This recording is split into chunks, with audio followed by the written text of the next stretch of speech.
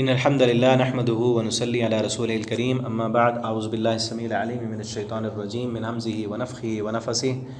بسم اللہ الرحمن الرحیم فلما جاء آل لوط المرسلون۔ ترجمہ قرآن سورہ حجر آیت نمبر 61 سے پڑھیں گے۔ پس جب آئے لوط علیہ السلام کے گھر والوں پر فرشتے، بھیجے ہوئے فرشتے، مرسل جو ہے وہ رسولوں کو بھی کہتے ہیں، اصل لفظی معنی ہوتا ہے بھیجے ہوئے، تو یہاں فرشتے آئے تھے۔ پچھلے سبق میں ہم نے پڑھا ابراہیم علیہ السلام کے پاس پہلے آئے فرشتے، وہی فرشتے پھر لوط علیہ السلام کے پاس آئے۔ اسی طرح ہی ہم پیچھے سورہ ہود میں پڑھ آئے ہیں، وہاں بھی پہلے ابراہیم علیہ السلام کے پاس آئے، پھر لوط علیہ السلام کی بستی والوں پر ان پر عذاب لے کر آئے، ٹھیک ہے نا۔ یہاں وہی تذکرہ ہے دوبارہ اس رکوع میں۔ تو ابراہیم علیہ السلام کے پاس سے ان کو بیٹے کی خوشخبری دی، پھر لوط علیہ السلام کے پاس آئے۔ قال انکم قوم منکر، لوط علیہ السلام نے کہا کہ تم تو اجنبی لوگ ہو، ان کو پہچانا نہیں، انسانی شکل میں تھے وہ۔ قالوا بل جئناک بما كانوا فیہ یمترون، انہوں نے کہا ہم وہ عذاب لے کر آئے ہیں جس میں یہ تمہاری قوم کے لوگ شک کرتے تھے نا، ہم وہی عذاب لے کر آ گئے ہیں۔ وآتیناک بالحق، اور ہم لے آئے ہیں آپ کے پاس حق، وإنا لصادقون، بے شک ہم سچے ہیں۔ فاسر بأہلک بقطع من اللیل، آپ لے کر چلیں، اس رات کے سفر کو کہتے ہیں، رات کے ایک حصے میں۔ واتبع ادبارہم، اور آپ ان کے پیچھے پیچھے چلیں، کہ آپ کی قوم کے جو لوگ آپ کے جو فرما بردار ہیں ان کو لے کر چلیں، وہ آگے چلیں، آپ نے پیچھے چلنا ہے۔ ولا یلتفت منکم احد، تم میں سے کوئی ایک پیچھے مڑ کر نہ دیکھے۔ وامضوا حیث تؤمرون، اور چلے جاؤ جہاں تمہیں حکم دیا جاتا ہے، جہاں حکم دیا گیا ہے وہاں چلو تم ان کو لے کر، کیونکہ اب ان پر پیچھے عذاب آنا ہے۔ وقضینا الیہ ذلک الامر، اور ہم نے فیصلہ کر دیا اس بات کا، ان دابر ہؤلاء قوم مصبحین، بے شک اس قوم کی جڑ، ان لوگوں کی جڑ مقطوع، کٹ جانے والی، مصبحین صبح ہوتے ہی، جیسے صبح ہوگی اس قوم کو جڑ سے کاٹ کر رکھ دیا جائے گا، تباہ کر دیا جائے گا۔ وجاء اہل المدینۃ یستبشرون، اور آگے شہر والے، وہ شہر کے لوگ، یستبشرون، خوش ہوتے ہوئے۔ قال ہؤلاء ضیفی فلا تفضحون، لوط علیہ السلام نے کہا یہ میرے مہمان ہیں، فلا تفضحون، تم مجھے ذلیل نہ کرو، میرے مہمانوں کے سامنے تم مجھے رسوا نہ کرو۔ لوط علیہ السلام نے انہیں سمجھانے کی کوشش کی، اور یہ مہمان ہیں کہ انہیں کسی طرح تمہارے سپرد نہیں کر سکتا، چونکہ ایک طرف تو یہ تھا کہ اللہ تعالیٰ نے ان کی ہلاکت کا فیصلہ کر لیا، اور دوسری طرف یہ حال تھا کہ جب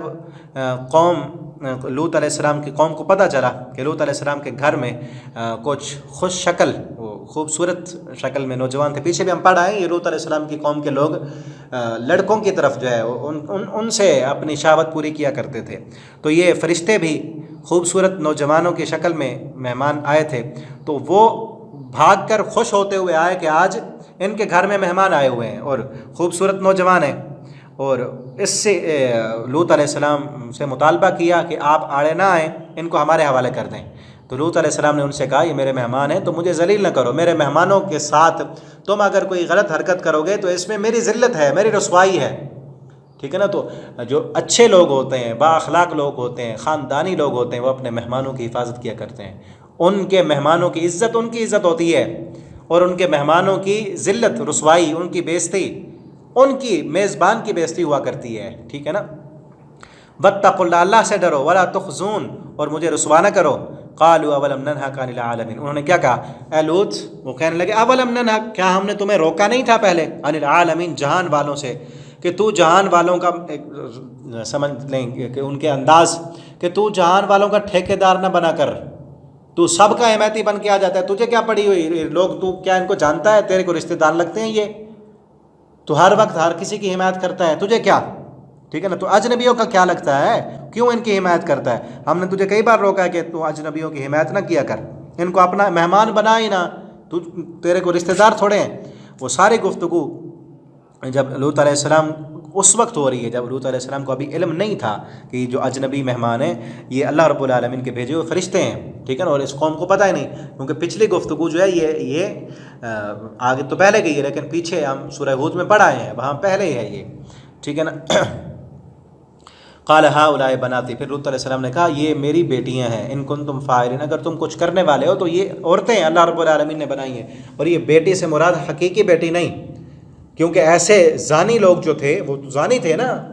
غلط کار لوگ تھے، ان کو لوط علیہ السلام اپنی بیٹی کیسے دے سکتے ہیں، یہ نہیں ہے، یہ ہے کہ ان کی قوم کی بیٹیاں، اور قوم کی بیٹی جو نبی ہوتے ہیں وقت کے، وہ قوم کے روحانی باپ ہوا کرتے ہیں، ان بیٹیوں کو، ان عورتوں کو اپنی بیٹی کہا کہ یہ میری بیٹیاں ہیں، یہ عورتیں جو ہیں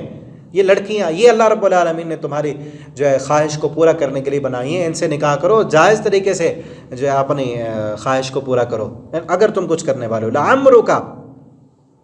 اور اللہ تعالیٰ فرماتے ہیں لعمرک، مجھے تیری عمر کی قسم، انہم لفی سکرتہم یعمہون، یہ نبی کریم صلی اللہ علیہ وسلم سے اب خطاب ہے کہ وہ واقعہ بیان کر کے اللہ تعالیٰ فرما رہے ہیں ایک تبصرے کے طور پر، لعمرک، مجھے تیری عمر کی قسم، انہم لفی سکرتہم، بے شک وہ اپنی مستی میں یعمہون، دیوانے ہو رہے تھے،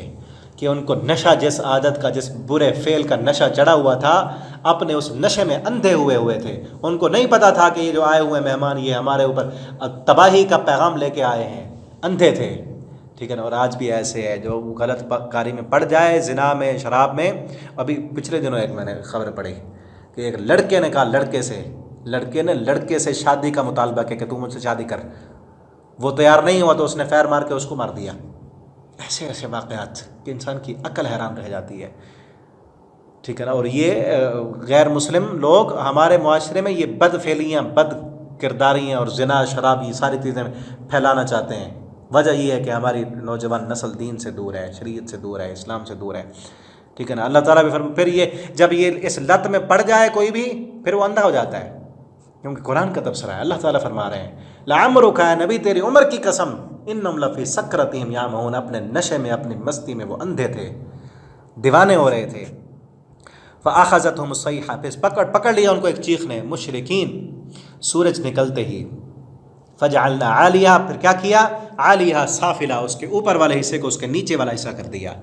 ٹھیک ہے نا۔ نیچے سے فرشتوں نے زمین کو اٹھایا، آسمان کی بلندیوں پر لے گئے، الٹا کر کے پٹخ دیا،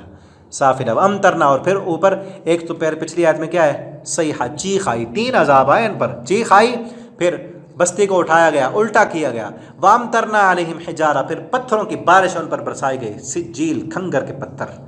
ٹھیک ہے نا۔ یہ تینوں عذاب اکٹھے آئے، بستی کو اٹھایا گیا، اوپر سے چیخ بھی آئی، اور پھر اوپر سے پتھر بھی برسائے گئے، اور پھر الٹا کر کے پٹخ دیا گیا۔ اتنا یہ اللہ رب العالمین کے عذاب کو دعوت دینے والا یہ کام ہے، ٹھیک ہے نا، جس کی آج کوشش کی جا رہی ہے کہ ہمارے ملک میں اس کی اجازت ہو،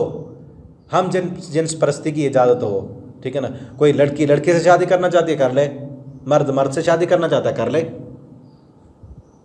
اور یہ دیکھیں کس قدر یہ اسلام کے نام پر لیا گیا ملک، اور پھر ہے یہ کیا قانون پاس کر رہے ہیں کہ کوئی انسان، کوئی مرد اگر جا کے عدالت میں کہہ دیتا ہے میں اپنے آپ کو جو ہے نا وہ لڑکی فیل کرتا ہوں، تو وہ عدالت کہہ دے گی ٹھیک ہے بس تو کسی مرد کے ساتھ نکاح کر لے، کوئی اس کو چیک کرنے کی کسی چیز کی کوئی ضرورت نہیں ہے۔ یہ اسلام ہے، یہ اسلامی ریاست ہے، یہ تو اللہ رب العالمین کو عذاب دینے والے، عذاب کو دعوت دینے والے کام ہیں۔ کتنے سخت عذاب آئے، چیخ بھی آئی، بلستی کو بھی الٹا دیا گیا، اور اوپر سے پتھروں کی بارش بھی برسائی گئی، صفحہ ہستی سے مٹا کر رکھ دیا گیا، کیونکہ انہوں نے فطرت کو چینج کیا تھا، فطرت کو بدلا تھا۔ اللہ رب العالمین ہمیں سمجھ دیں۔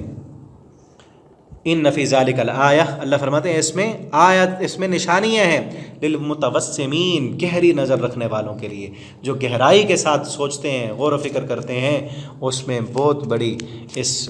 واقعے کے اندر نشانیاں ہیں اور عبرتیں ہیں۔ وَإِنَّا لَبِسَبِيلٍ مُقِيمٍ، اور بے شک وہ بستی یقیناً جو ہے راستے پر ہے۔ یہ جو لوگ مکہ والے گزرتے ہیں، ان کی گزرگاہوں پر وہ بستی جو ہے وہ موجود ہے۔ یہ جو ہے نا شاہراہ مراد عام نام ہے اس کا، یعنی قوم لوط کی بستیاں مدینے سے شام کو جاتے ہوئے راستے میں پڑتی تھیں۔ اس راستے پر آنے جانے والے کو انہی بستیوں سے گزر کر جانا پڑتا تھا، ٹھیک ہے نا۔ اسی لیے کہا کہ یہ گزرگاہوں پر وہ بستی لوط علیہ السلام کی بستیاں موجود ہیں۔ ان فی ذالک الآیہ، اس میں بڑے نشانیاں ہیں للمؤمنین، ایمان لانے والوں کے لیے۔ تو یہاں تک رکوع کمپلیٹ ہو گیا، آگے ایک رکوع اس صورت کا رہ گیا، آگے انشاءاللہ اگلے سبق میں پڑھیں گے۔ اللہ تعالی ہمیں قرآن پڑھنے، سمجھنے، اس کے مطابق عمل کرنے کی توفیق دیں۔